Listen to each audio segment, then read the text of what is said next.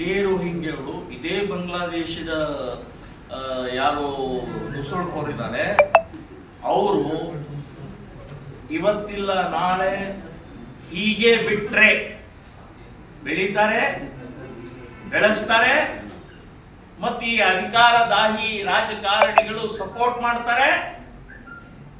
ಬೀದಿ ಕಾಳಗ ಆಗತ್ತೆ, ಸ್ಟ್ರೀಟ್ ಫೈಟ್ ಆಗತ್ತೆ, ಆಂತರಿಕ ಯುದ್ಧ ಆಗತ್ತೆ.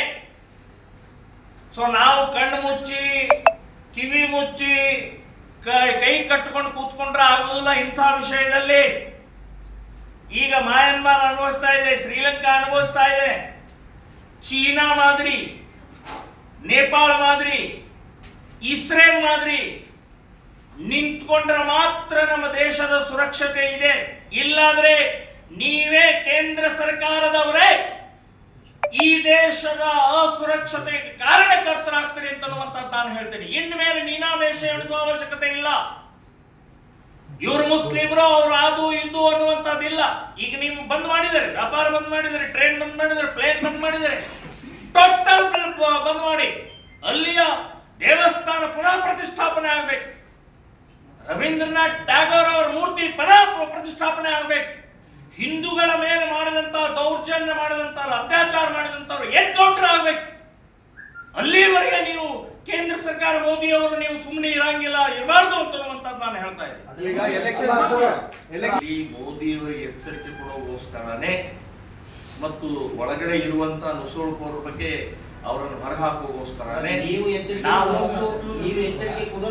ಅಲ್ಲಿ ಇಮಿಡಿಯೇಟ್ ಅಲ್ಲಿಯ ಹಿಂದೂಗಳನ್ನ ಯಾರ್ಯಾರು ವಿದ್ಯಾರ್ಥಿಗಳಿದ್ದಾರೆ, ವ್ಯಾಪಾರಸ್ಥರ, ಅವ್ರನ್ನೆಲ್ಲ ವಾಪಸ್ ಬಂದ್ರೆ ಅದೇ ಮಾತು ಇಲ್ಲಿ ಮಾಡಲಿಲ್ಲ. ಇಲ್ಲಿ ಮಾಡ್ಬೇಕು, ಇಲ್ಲಿ ಮಾಡಬೇಕು, ಮಿಲಿಟರಿ ಕಳಿಸ್ಬೇಕು.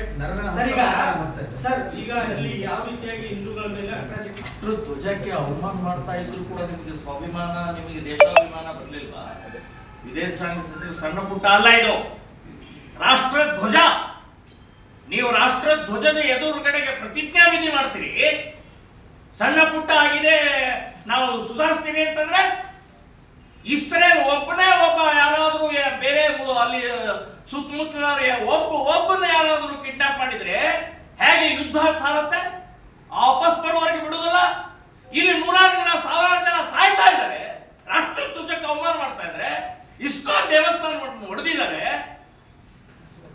ರವೀಂದ್ರನಾಥ್ ಟ್ಯಾಗೋರ್ ಜಗತ್ತಿನ ಒಬ್ಬ ಶ್ರೇಷ್ಠ ಕವಿ, ಅವರನ್ನ ಅವಮಾನ ಮಾಡ್ತಾರೆ. ಇನ್ನೂ ನಿಮಗೆ ಸಣ್ಣ ಪುಟ್ಟ ಇದೆ, ಇದು ನಾಚಿಕೆ ಆಗ್ಬೇಕು. ನಾನು ಹೇಳೋದು ಇದು ಇದು ರೀತಿ ಪ್ರವೃತ್ತಿ ಬೇಡ, ಇದನ್ನ ಹೇಳಕ್ ಹೋಗ್ಬೇಡಿ.